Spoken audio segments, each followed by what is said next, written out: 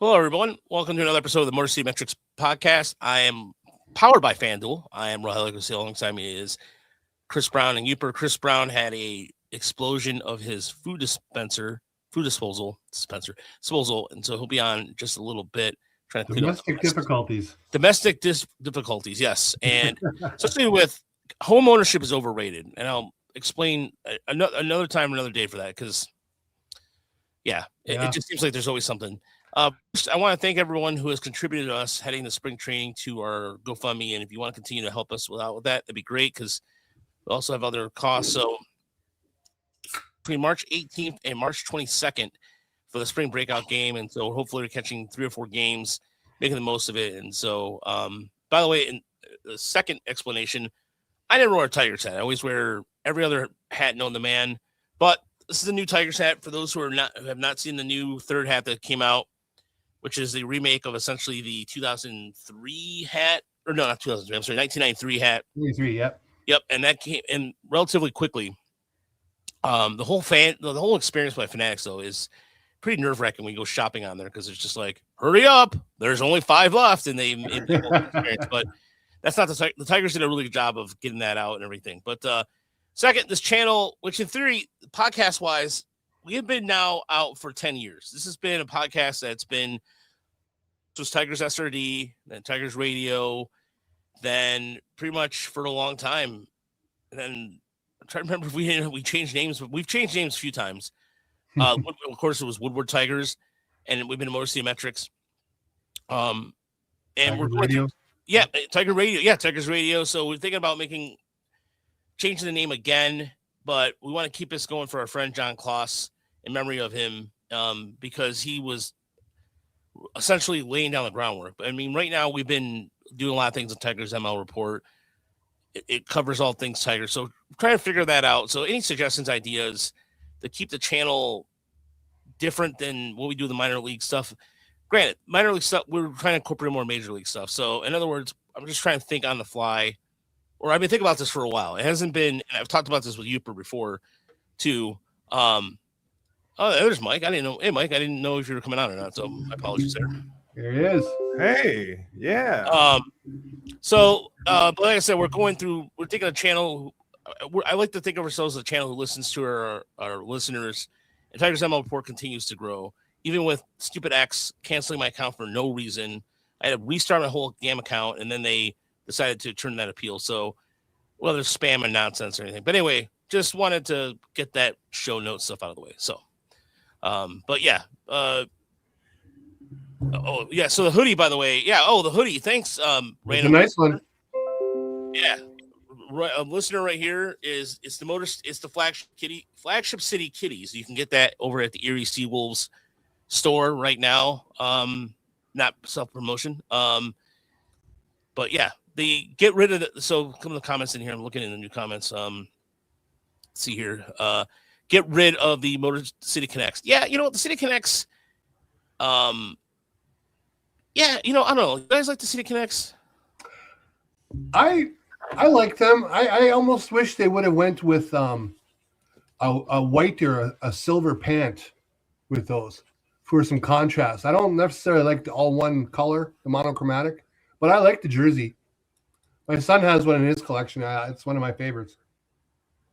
I feel like unless I love a jersey, I don't really think about it. So they're like a non-factor, the City Connects. They're for me. Someone said that they have 2 years left on the deal for those things. I don't know if that's true or not. Yeah, that is true. They're going to probably wear the home whites for opening day. They're never going to get away from that. But I think they're going to wear the City Connects a little less now. I mean, if you're looking at spring training right now, the Tigers not even wearing their traditional road grays. It's either been that new blue, or quotations, navy blue, because it just to me looks like black jersey, or the orange ones. The orange ones to me are the sweetest jerseys the Tigers have had in a long, long time. So, thus, yeah. I think the navy blue, if they announced today they were going to switch to those full time over the road grays, I'm in.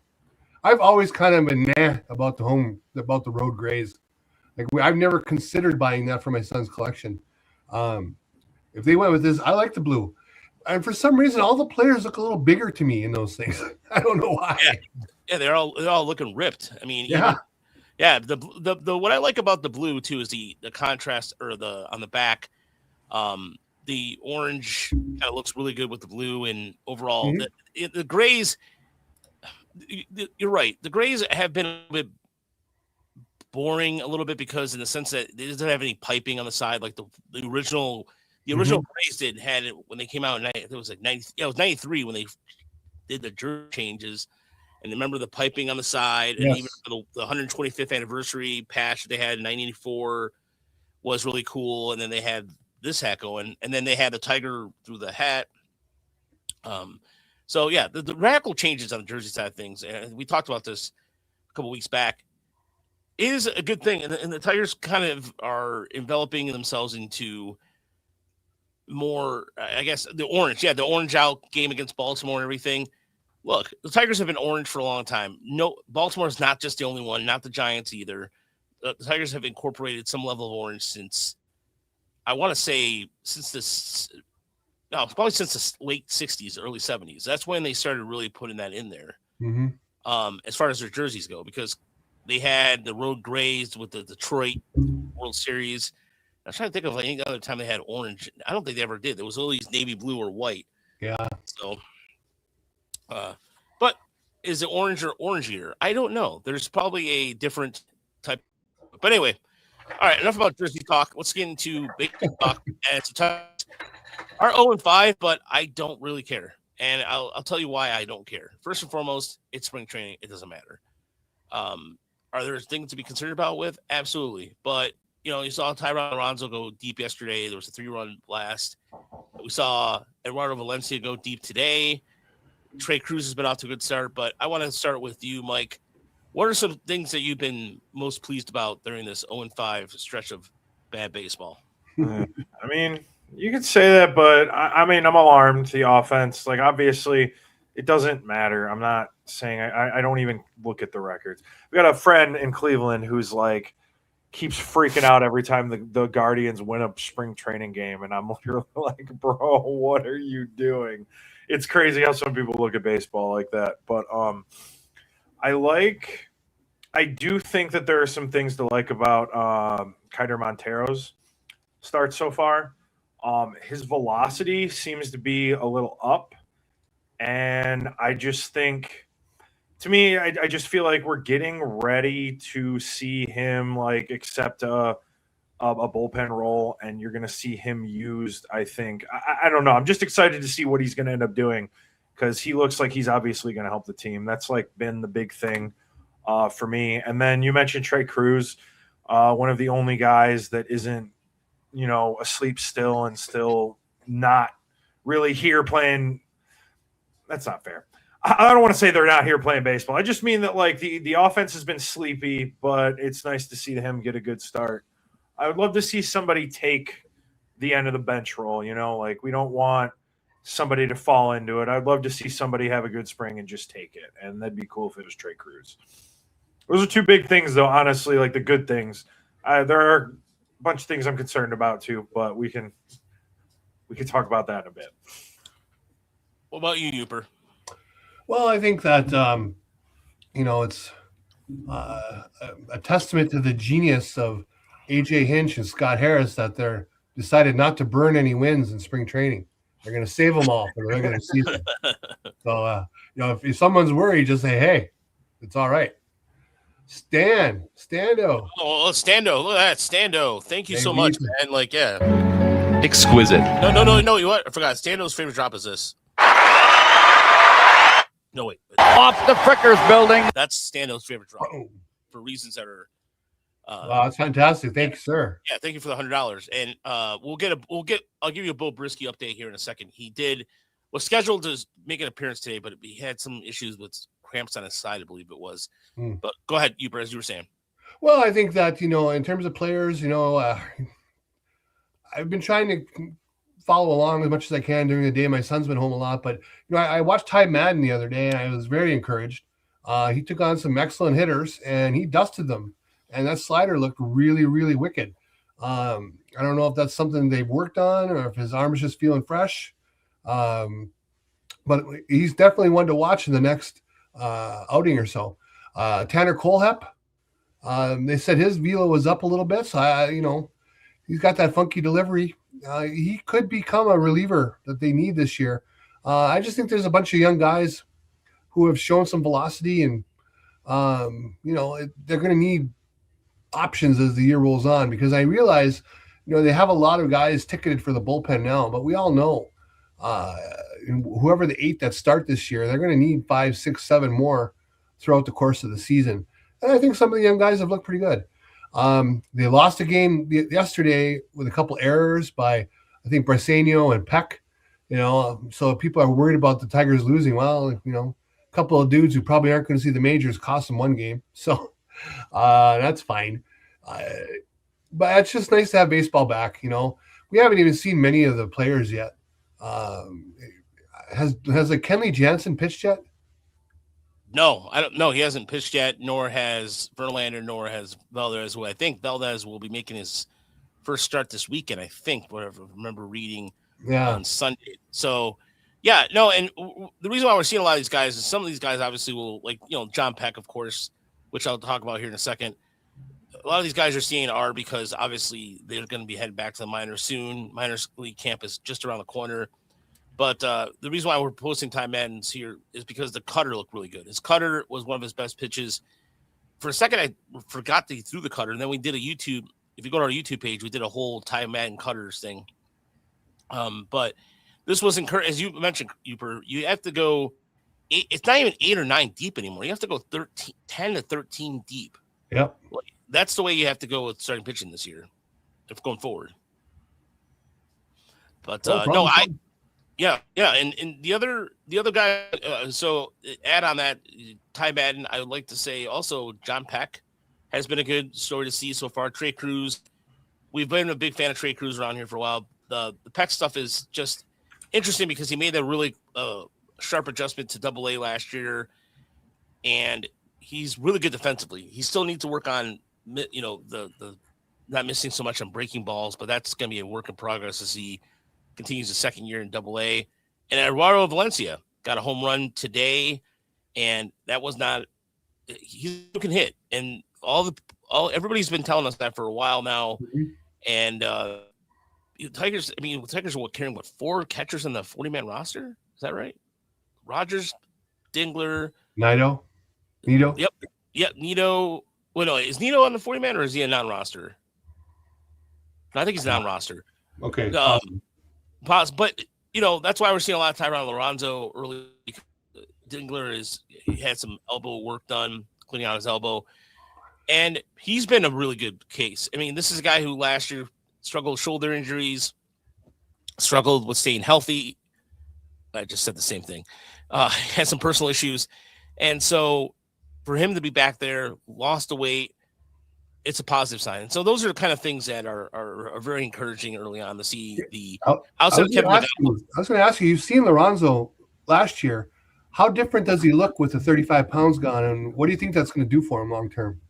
Oh, night and day. I think it's going to help him in terms of I know I've argued this with Marco Rush, and Mark and I tend to agree to disagree on a lot of things. But if you look at what happened to Eduardo Valencia last year, he lost weight. His swing got faster. I mean, I think there's something to be said about that. He's more athletic behind the plate. It allows him to move back and forth better, and I think that's going to help him defensively. Again, whether he's going to be at first base or not. I mean, Brasenio's been seeing more reps at first base, and Lorenzo has been strictly a catcher. Mm-hmm. So I think personally it's just going to do a lot for him just in terms of maybe perhaps a quicker bat through the zone. We'll see. I mean, I know that there's some issues with his launch angle we've talked about. So, yeah. And, I think that's what's going to help him out with. It's just overall his overall athletic ability. Stando wants to issue apology. He said that this year the Diamondbacks went to the World Series. You predicted on this pod that they were going to be great, and I whined about talking about the Diamondbacks. We're going in the Wayback Machine there, Stan. Yeah. I love it. I appreciate it. Hey, I'll take it. Anytime I can get the thumbs up, I'll take it. Thank you. Yeah. Another thing, too, that was this is a Stan reference, too. Carlos Pena's up to 93. His velocity's up. So some pitchers are showing seeing camp. What are two things you guys are worried about? I'll start with you. What are some things that are way too early to worry about?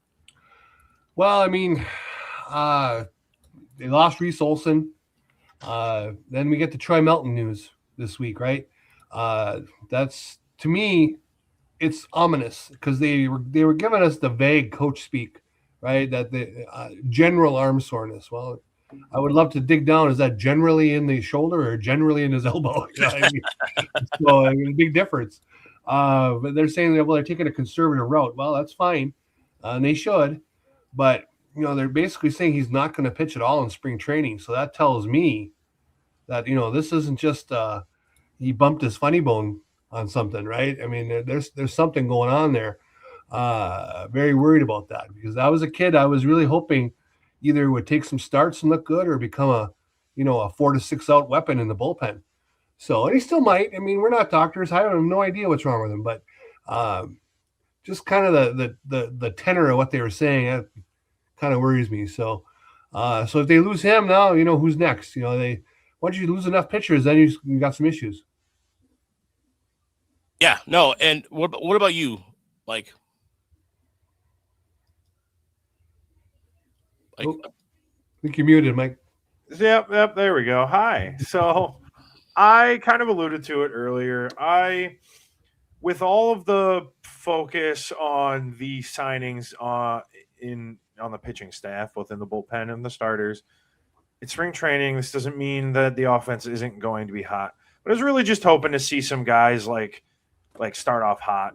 I was just really hoping to see the offense as a whole look confident and like they are taking a step forward to being a more competent offense. And they haven't. The offense hasn't been very good. It's been a lot of the non-roster invitees providing all the offense, really, like guys we know aren't going to make the team. And that just sucks. Again, I'm not worried. That's not where we're at yet. But that's something that I thought would really show me, like, hey, maybe they were right. Maybe Scott Harris was right. Everybody's going to get better, So that's like the big thing that stands out to me. I haven't seen Drew Summers. I feel like they really like him and they're trying to give him all the time in the world. And he had one inning, but I'm just not confident in a Drew Summers year either. But that's just of the limited reliever tape that I've gotten to watch. I'm not feeling Drew Summers this year, man. Mike needs a Kerry Carpenter home run barrage here in the spring to get fired up. No, I don't think I could ever get fired up about spring training, man. Like, really, it's hard to, but it's just more so like, damn, there are like 3 everyday players that are like hitless still. Like that's not. I'd been fine with something in the middle. No, I mean, when the pitching stuff that I mentioned earlier about when Troy Melton, that news came out, this was like literally, this was in my head, like just the entire time going, great, awesome. We still haven't seen Sawyer Gibson long pitch yet. We haven't seen, I mean, again, it's only a weekend. I know that this is not overreacting kind of stuff, but this is where like you try to avoid the fine folks at 97.1 with the hot takes about like, oh, are you worried about this yet? 248 kind of thing. But it is kind of a concern a little bit. But again, Tigers haven't won a game yet. I don't care. I mean, we're seeing other things. We're seeing prospects. We're seeing the non-roster invites you said. All right, I'll stop there. You're seeing the non-roster invites kind of thing. And so, it's just a lot of showcasing of things until the regulars get ready. Go ahead. I'm sorry. I do like seeing McGonigle lays line drives the other way. That's pretty cool. Yeah, that was pretty good. No, and that's the thing. McGonigle, and we'll get to McGonigle here in a second. As far as let's answer Bo Brisky's. Stan wanted to know more about Bo Brisky. He's only made an inning appearance, though, right? That's my understanding, and so, that's only what he's had so far. As far as how he looked, honestly, it looked a little rusty. I mean, I hate to sound like I'm using the most cliche thing possible, but in all reality, there's not enough there to indicate to me I mean, he got hit up. He allowed that home run. So that home run he allowed was kind of loud. It was loud. Don't get me wrong. But I don't know. I think he needs a little work. It's just the rust is still there. I think Brisky he needs to get back to the 2024 form. And I think on my roster 1.0 prediction, I didn't have him on there because I still think he has some work to do. That changeup is, that changeup that goes fastball is such a key part of his combo. And if he doesn't have that, it's part of his repertoire, then it makes him sort of like Alex Lang in a way. Like Lang was just kind of a one-trick pony after a while. It's Stop It said. It's February. I'm rusty too. We're all rusty right now. It's very cold and what have you. But it seems like Bo's going to need a month in Toledo, right? Yeah, I think so. 2 outings a week. Get out there 8-10 times. See where you're at. Yeah, can he still be a swing guy? I mean, this was like multiple innings before, or is he a 1-inning guy at this point in his career? We'll see. I mean, it's we'll still have to the jury's still on guys like Dylan Smith too. And the reason why Tyler Matson's out there is because it was the Tigers. I think with him, he's going to more than likely start the year in Toledo, of course, but a closer, or is he going to be an 8th inning guy? Toledo's bullpen. But by the way, the one thing, let's just talk about this. The non-roster invite pitchers looked terrible against the Yankees. Let's not pretend that the Tigers did not allow 20 runs against the Yankees. I mean, Yankees if you're watching the Yankees broadcast, it was a Aaron Judge show, and rightfully Aaron Judge, team, Captain America, all that stuff. And those non-roster invites, like Matt Sillinger, has looked horrible. Sorry. I mean, I'm a big fan of Matt Sillinger, but when you have allowed 4 walks and that game was so long, that game was long too. I don't know if you guys watched that. Oh my God, it was awful baseball. Once the Yanks got to about 9-10 runs, I was out. I checked out. Not me, because I'm a sadomasochist. So yeah, I'm a sadomasochist, and yes, I was trying to find some sort of clips to, Chris and I was constant clipping on that, but Jack Little has not looked good in those short period of time. So that's where gonna go. Well, Tyler Matson stands out because he's now allowed a hit and he struck out 5. That's good among the non-roster invites because everybody else. Drew Anderson. That's another guy who the Tigers signed. Who've seen early on. Again, two innings. Where is Bryce Rayner? He is still in minor league camp, and I don't think he's resumed. We still haven't got a minor league injury update, so I'm not sure where they're at with his progress right now in terms of his rehab. So, I'm sure it's once minor league camp officially begins, where they're doing inter squad games or games against other teams. I'm sure we'll get an update on his injury progress. But from what we heard from people on his Instagram, Tigers Turmoil has told us that his dad is fine and he's ready to go. Well, the same injury as Colt Keith. We don't know if it was the same severity, of course.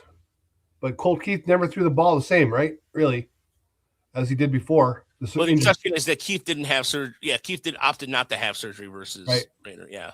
So, I mean, that's the first thing I want to hear is the reports on how he's gunning the ball from the hole and not short.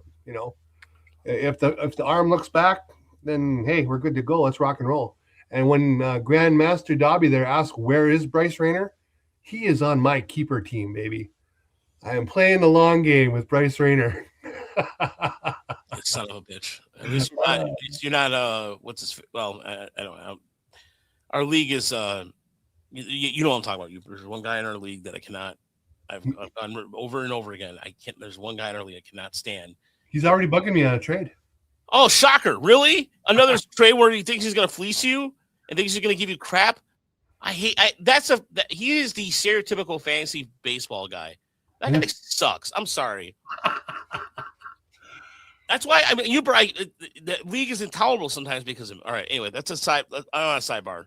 But no, Bryce Rayner, hopefully he's healthy when they start making more announcements when we get closer to March. March is only 3 days away. Days away. It's only going to be March 1st. And it's going to be snowing this weekend in Michigan. Fun times. So, speaking of shortstops, let's talk about Kevin McGonigle. And he is on the cover of Baseball America.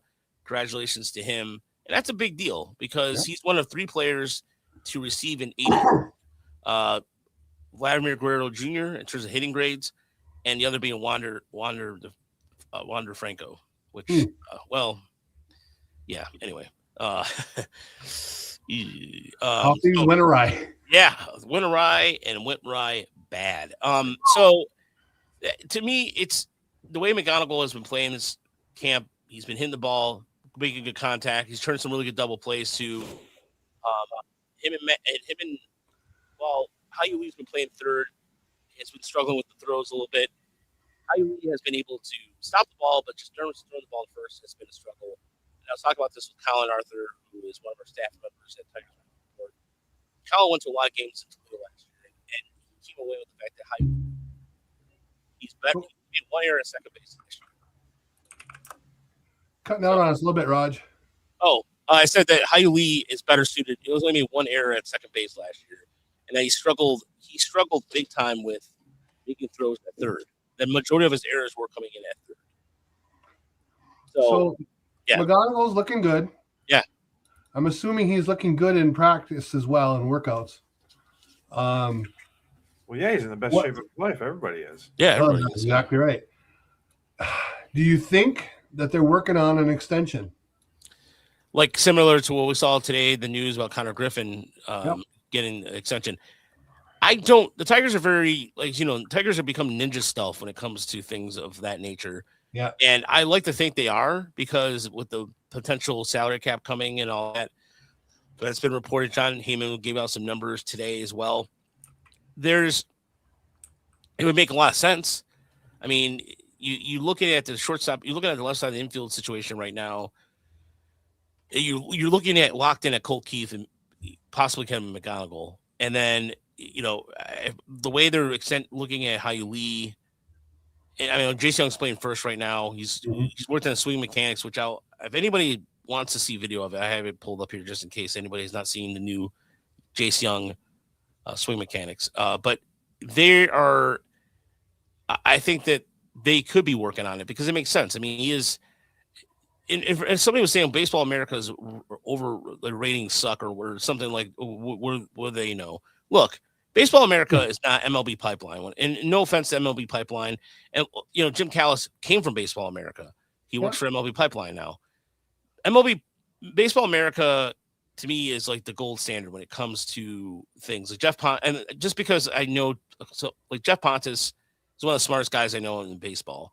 JJ Cooper, all those guys do great work, and they are if you look at the Tigers system throughout the last 30 to 40 years on Baseball America's rankings, it's reflective of how bad the Tigers have been as far as farm rankings go. So if Baseball America is saying that, for example, I used to complain about this in the 90s that, why is not Tony Clark ranked higher, or whatever the case was when I was young, dumb, and full of not knowing anything about baseball, just, my mind not knowing, understanding, just basically reading local news for it, telling me that, hey, Raul Casanova is a real deal. What do I know? I mean, that's what I was going by. Anyway, the more I look at it historically speaking, the more they've been right about a lot of things. So you look at the history of that and you go, that's what they know what they're talking about. And no Tiger prospect has gotten more attention than anybody else than Kevin McGonigle. More Spencer Torkelson, more because Spencer Torkelson, I remember when we saw his debut in West Michigan, we're all like, this is it. We all were kind of like, what was going on here? McGonigle has been different. McGonigle has made the exception to the rule and everything outside of Colt Keith, who we saw early on. We're like, oh, this is different. Same thing with McGonigle. And so, by the way, Adam wants to tune in. He said that he's like Ty Madden, Emmanuel De Jesus, and Drew Anderson. I forgot about De Jesus. Good call there, Adam. Jesus had a pretty good outing as well, made a debut.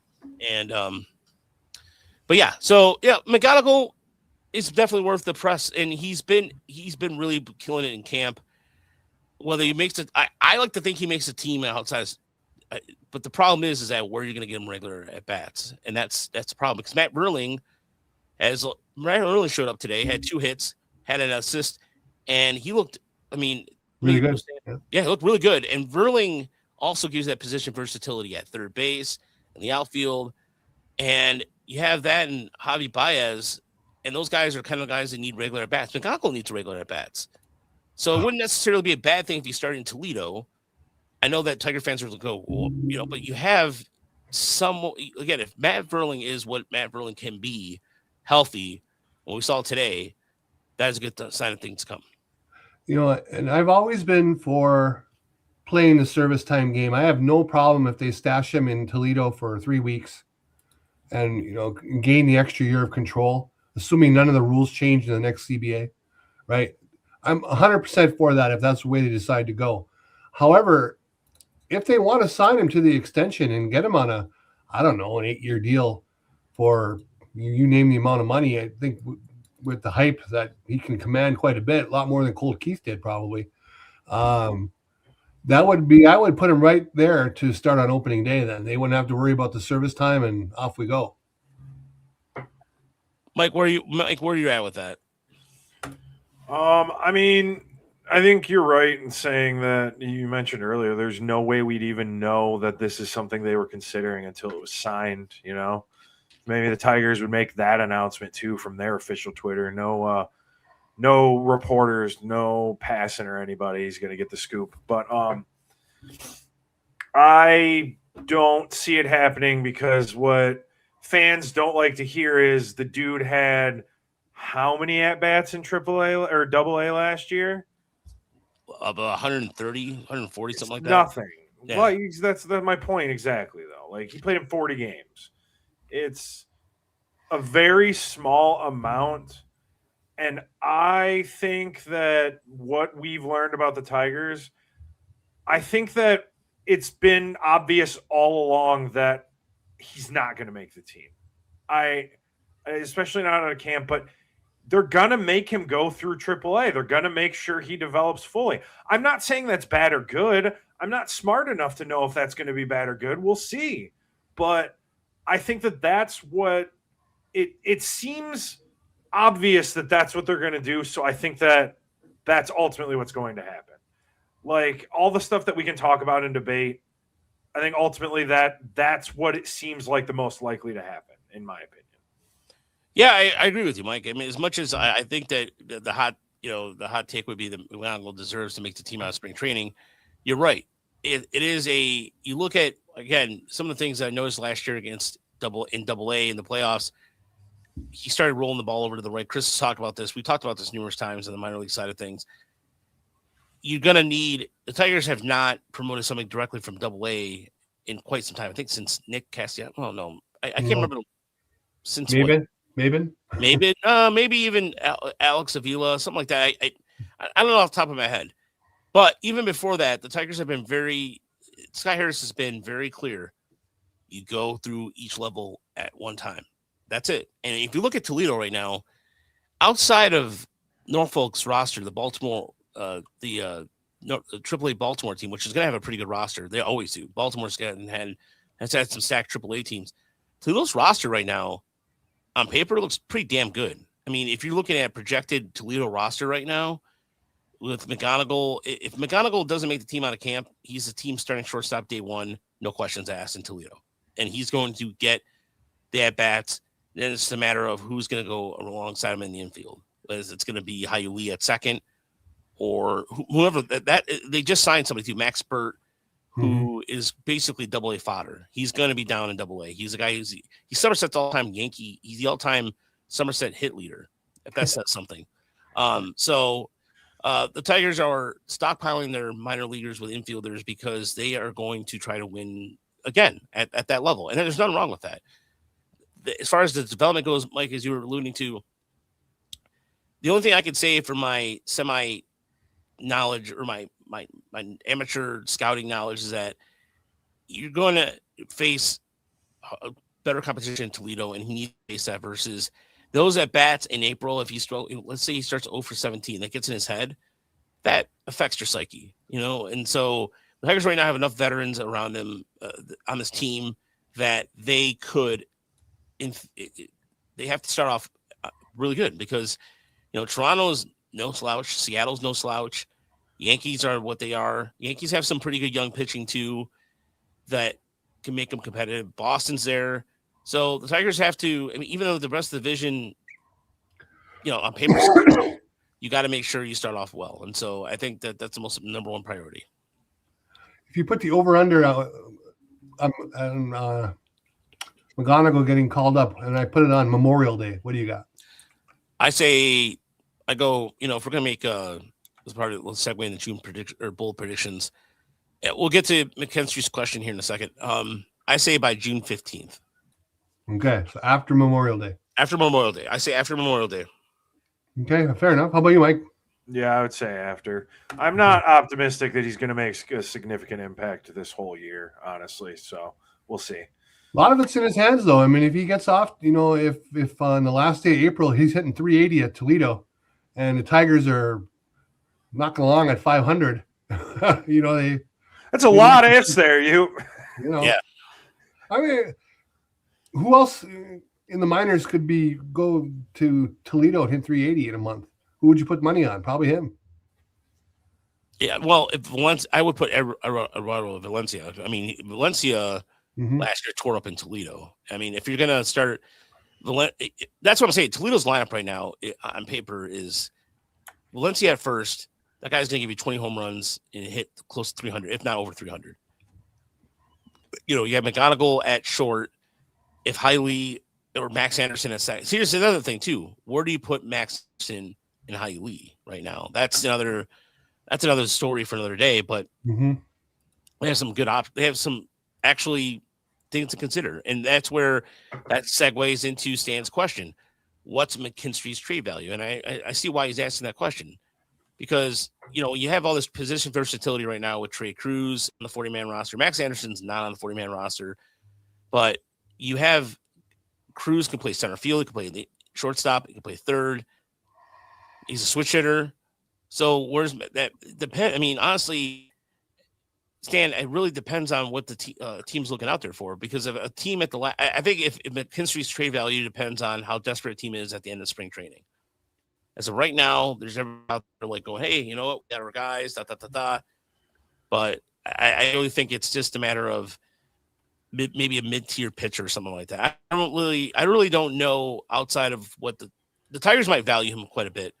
But you know how baseball is. I mean, I think Tigers probably value him more than anybody else does. I think our only chance is we all collectively need to just send all the other teams video of only McKinstry's first half of last year. If they could trick a team into being like, this is what McKinstry is 100% of the time, then I feel like it'd be worth it. But I don't know. It just seems like it's such a low tier. I'm not saying that he's not like he's a fine baseball player, but like for a utility guy, like how you're really gonna have to find a team that really wants that, I mean, like you said, it's gonna take a couple injuries, a team that's desperate. Real quick before we get to the bold predictions here, Adam says he has no confidence that Meadows will even make the team right now. McKinstry is fine. Adam, I disagree with that because I think Parker Meadows' defensive value ranks him high. I think that he has shown in limited sample size that I think his at-bats are going to get better. I think he's going to get better as the spring goes along. I'm not worried about Parker Meadows. I'm really not. Some jackass on the app was saying that the Meadows brothers are the worst thing that's ever happened on the Tigers baseball. And I'm just like, bro, let it go. All right. Let it go about Austin. Enough. It's like, I don't know. Hey, there was like 2 months where every person in Detroit loved Parker Meadows. Like he was a spark plug when he came back a couple of years ago. So I don't know about that. I think it all comes back to that injury. I think that injury last year was really serious. I think that really affected him. I think it affected him defensively. He just didn't look the same. I'm really interested to watch him more this month and get a better sense of where he is physically. And then I think we'll know what they can expect from him once the season starts. But I understand why the writer here says he may not make the team, but I don't think that's going to be the case. I'd be pretty stunned if he didn't make the team right now, if he's healthy. By the way, I did not know Lenore was injured. So, that's a new development here. It's true, Adam. You're right. He can't be batting like 180, but there's something I was talking about this with Chris Castanelli on the Roundtable Tigers last week look, if he's hitting like 240 and get like 240, 250 at least, and still doing that, providing that defense, like the high, that catch he made in Seattle is one of the best catches I've ever seen. Mhm. Like literally, like Cal Rowley was just like, what the hell? So, he had a Hammett Brome break. Ooh, that's terrible. That's I gonna. think it was the same day Corbin Carroll broke his. And The day apart. I had happened to McGonigle too.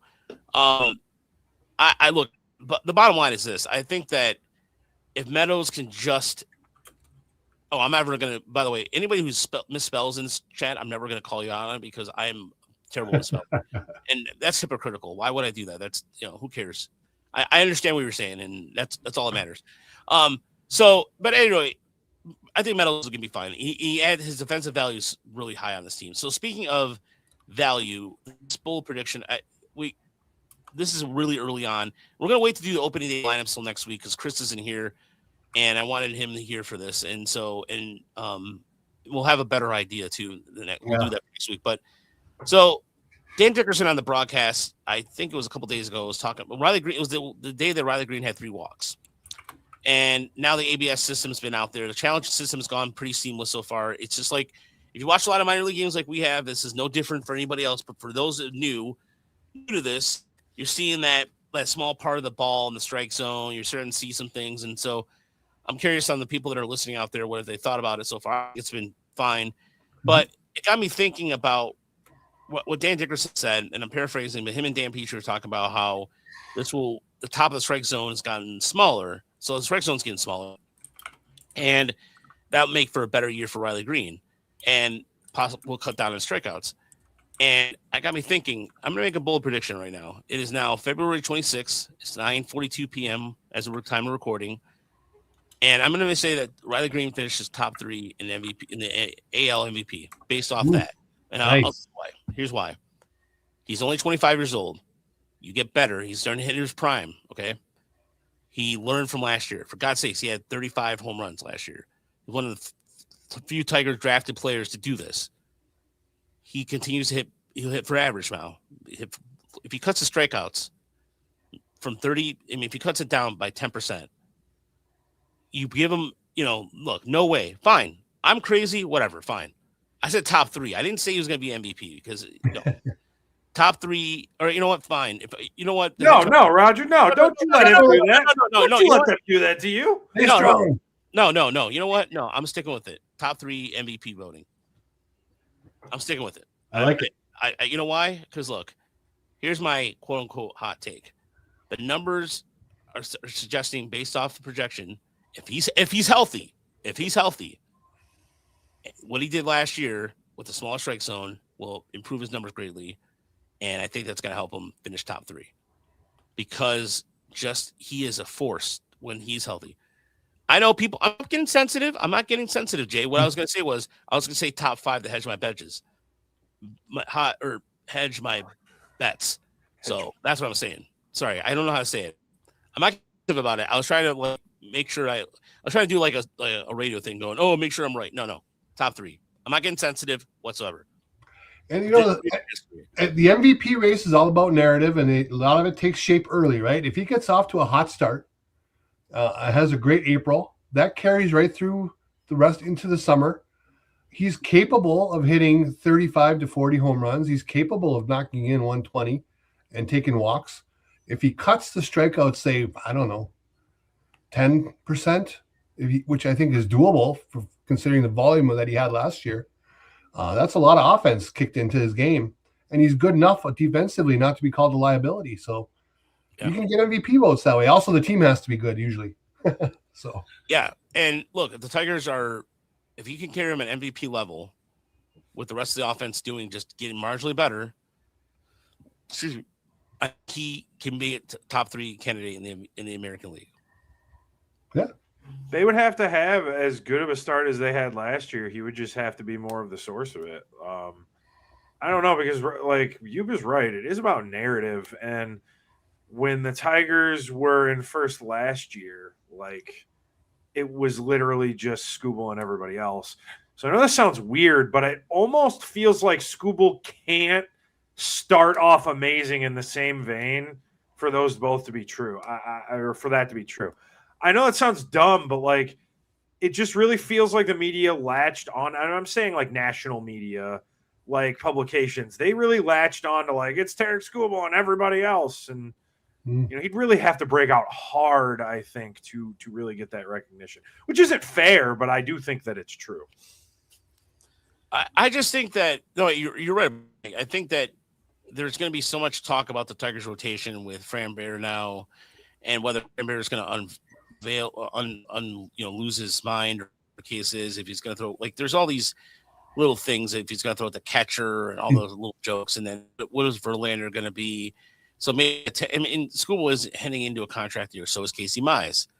So there's a lot of other storylines on the pitching staff that and kind of sidebar what's going on with the offense. And so if Riley Greene can go out there, Spencer Torkelson who, by the way, he has some interesting comments today about playing, basically knowing that he was going to lose a spot. That's why he played so well.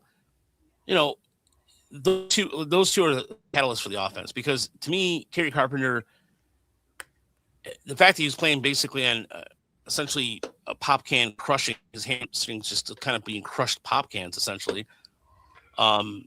Or somebody mentioned like a shredded turkey leg, which I actually like that analogy better than my pop can one.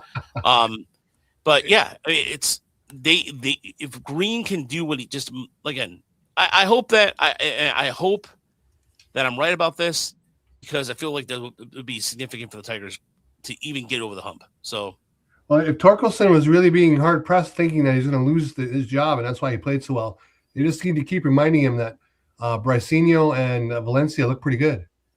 Yeah, they're coming, man. They're coming. Yeah, no, you're right. Valencia is right behind his back. Raj, 5 Parker Meadows stolen bags. I'm gonna go under. I don't say under because I feel like Tigers.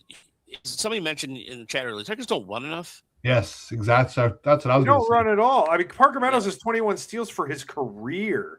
25 would be insane. Could he steal 25 bases? Yeah, he probably could. Sure, but they don't. They just don't do that. But I think that all comes down. If he gets a league average on base percentage, if he's right around there, he could definitely do it. It's a matter if they let him. Yeah, it's a management strategy, because I'm during the Braves and Tigers game, talking to the new first baseman coach that came over from the Mets, because the Mets had like insane amount of steals last year, because they were talking about they were crediting the first baseman coach. I forgot the gentleman's name, but they talk about the success rate, and the Mets are not exactly like world speed beaters by any stretch of the imagination. And I think that's not part of Hinch's strategy. I could be wrong about that. I don't have the numbers on front of me, but I would love, the one thing that we don't see anymore, for those who will get this reference, Naylor and Soto stole 30 bags. Here's a reference for you. Whitey Herzog, Whitey Ball, or Billy Martin Ball, Billy Ball. Those were names that were stealing, those are kind of like strategies you don't see anymore. In the 80s, everybody stole like 60, 70 bases. Vince Coleman, outside Ricky Henderson, everybody seemed like 30 and 30 guys were much more common. Now it's not that. You had all artificial turf then too, those big stadiums. Mark Davis said it. Run. I like this. I like what Mark Davis said. You can't steal first base. I hope it just makes consistent contact and becomes a viable option for us. Now that's all we can ask for Parker Meadows. Well, he draws enough walks. He could post like I say, a league average on base percentage would do it for me.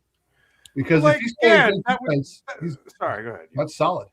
I just don't see Tigers aren't going to send anybody that much. He's going to have to go 25 for 25 for that to happen. He's attempted 26 steals in his career. He's attempted 26 years. It's 26 steals. So that means that he'd have to double his career attempts in stolen base, which would require him to play probably most of the year. So that means a health, and I'm just saying, if I saw that bet over under 25 steals, I would be putting so much money on that. Slam the under. I'm with you. Slam the under. I do like what's predictions. Anybody else has? Well, before we get to that though, the stop makes a good point. And he's absolutely right. Tigers did make up lax stolen bases by taking extra bases at every opportunity. He's absolutely right. There was a Yep. Somebody mentioned that in an article last year too. I think it was McGonigle or somebody was talking about how many the Tigers part of their strategy is to make sure they take the extra bases, and they have aggressive guys like Boss. It comes to mind, and McKinstry. I saw that a little bit with Dingler, or even with Rogers too, to a certain extent. Any other bold predictions, Mike? Do you have a bold prediction? Well, I was just going to say on that, Fangraphs was talking about how the Tigers were like a league above league average base running team last year when they were last in steals. And it's like amazing to see those two things together because stealing bases is not the only way you can be a good base running team, So it is interesting. And I do want to say that, like, I'm not saying but it just doesn't, that'd be like a huge cultural shift. I don't know if I have too many. See, Riley Greene getting MVP votes was my thing last year. I tried to call that really, really early. I don't know how bold this is, but the one that I'm thinking of is I don't think Skubal leads the Tigers in WAR this year. I think it's going to come from someone else. Okay. Maybe that's bold, but maybe it's not. But that's what I'm saying this year. Well, hopefully it's because he had a good year and somebody had a really good year. Yeah, that's what I'm hoping for. I'm not predicting anything else. I'm just hoping that Riley Greene puts up MVP numbers and me and Roger can both be right, There you go. I like it. I mean, if you're going, if we mention our friends over at FanDuel, if you're talking about who would lead the league and possibly steals, I mean, in terms of like prop bets and all that, I mean, there's guys like Simpson out there in Tampa Bay, Bobby Witt Jr., just looking at quick names top of the list. So if you want to do any kind of betting for those kind of things, FanDuel is your spot to check that out. So if you're into that, sponsor of the show. But yeah, there is Mike, you bring up that Fangraphs article. That's a great point. I mean, look at somebody mentioned in the chat, Adam mentioned Toronto had the third least amount of steals. So yeah. Mitchell, as far as letting Clark run whenever he gets up to call up, I don't think that's part of his game either. Like I didn't really see him do a lot of that. I mean, he was really good at first to third. Clark was very good at. He's very good at being stretching the hit out. But as far as like stealing goes, as I recall, I don't remember a lot of that stealing down to second base. I guess it really depended on the opponent too, for that. So, who do you think wins the race from home to third, Clark or Meadows? Oh, Meadows. Meadows is like a gazelle. I mean, he just ever since I saw him at West Michigan, it's like he covers so much ground so much quicker. Yeah. Than anybody I've seen in a long time at that position. So you're a 6'5" dude, man. It's amazing. Yeah, 6'5". Yeah, 6. Yeah, exactly. It's just you see guys like that playing the NBA. And then I know that right now they're still trying to put Cruz in Pittsburgh right now. And is he playing he's playing the outfield, right? Yeah, I think so. Yeah. So my prediction. Is it okay? We go with that? Yeah, go ahead. Yeah, let's say go ahead. I am wondering about the ABS. And I'm for people who don't know, even though I'm an umpire, I've been 100% for the ABS. I think it's going to be just fine. I would even do more challenges than what they're allowing right now. But I do think that we're going to see some of the gains they've made over the last 3 years with the pitch clock. I think they're going to lose some of that. Maybe not all of it, but I think we're going to give back 10, 12 minutes a game. Because some of these bats are going to get extended from what they were. And I think offense will be up this year around baseball. What percentage, I couldn't give it to you, but if it's over, 8 to 10% more in scoring this year, I think I could see that happening. So, I think we need to get the 2.5 hour games might go away for a little while. We might get back to about 2:45. It wouldn't shock me at all. But again, I've been pretty interested in the ABS so far. I think it's going pretty well. I saw something like one of the teams was 16 for 29 so far on challenges, about 50-50. And that's about where they were in the minors, right? About 50-50. Yeah. The umpires' toughest pitches are the ones that get tested here, that are going to be right on the corner. So I think umpires know they're going to get a bunch of them wrong, and that's okay.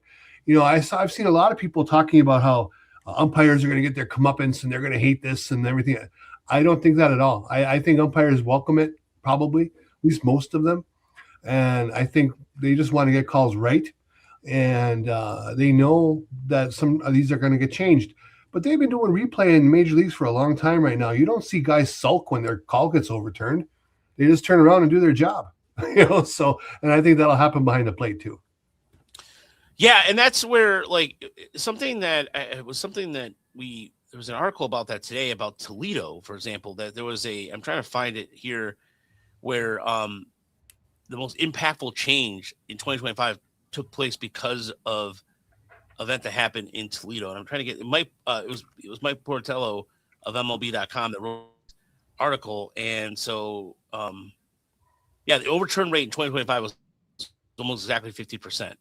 Batters weren't as good, 45% success rate as fielders were. So the overturn rate. So let's see here. Let me see if I find it here. Okay. Relatively few pitches get challenged. That's what's another thing about it. But I know the part about the Mud Hens here. But some really good data on this. If you go to MLB.com, you find it there. Let's see here. But in terms of teams, the Las Vegas Aviators, the A's Philly, was 54% right all the time. Here it is about Toledo here. So the Mets was 36% at the bottom. Wow. Yeah. So we saw batters being right 83% of the time as Toronto's Davis went 10 for 2 in a brief stint going back to the minors. But then Zach Wright was 12% right, going 3 for 22. So even like fielding teams, as far as like following a gap, I thought I saw something like Toledo. Anyway, sorry. You just read the article. I think it's going to be really fascinating watching how teams handle their two challenges. Like, for instance, I was watching that game the other day. Colt Keith was facing a lefty, right? So it was lefty on lefty. And I thought he took the first two pitches he took for strikes.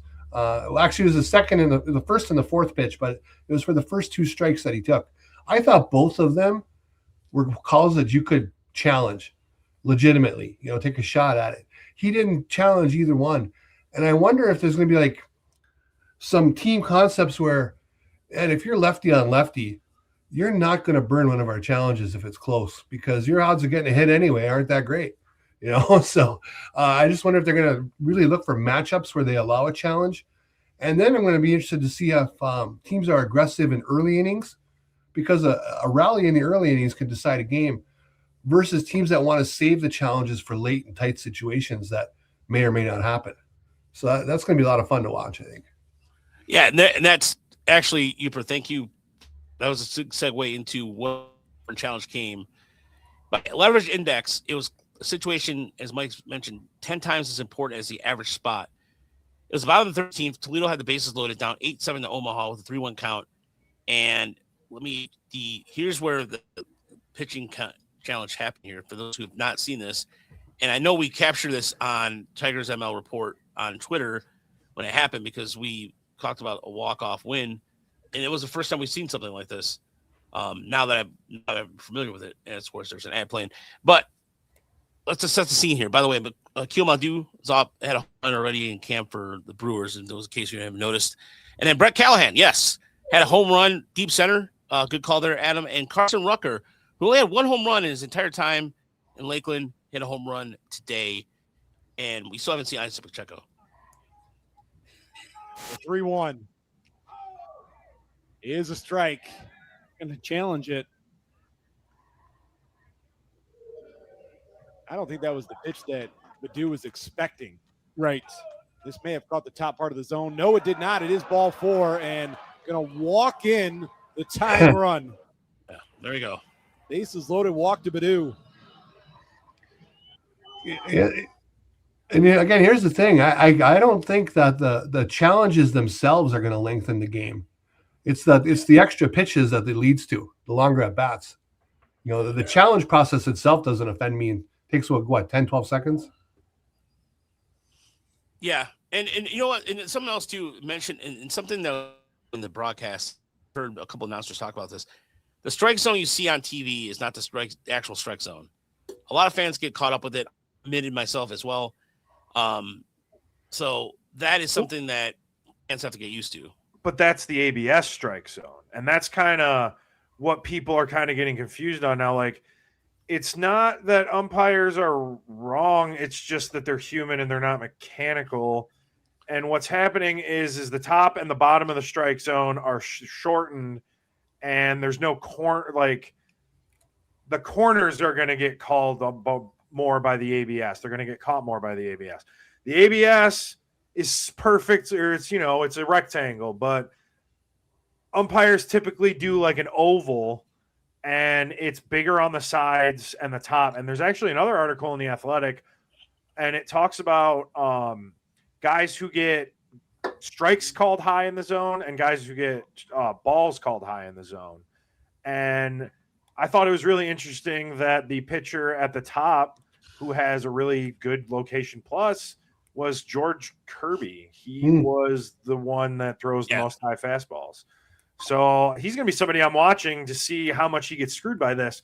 But that's where the difference is in the in the strike zones. And that's what Roger was saying is like, that's the rectangle, that's going to be what ABS kind of goes after. But like, ultimately that's not like the umpire can't be that exact, but they also aren't. Like, that's not the exact zone they're looking at.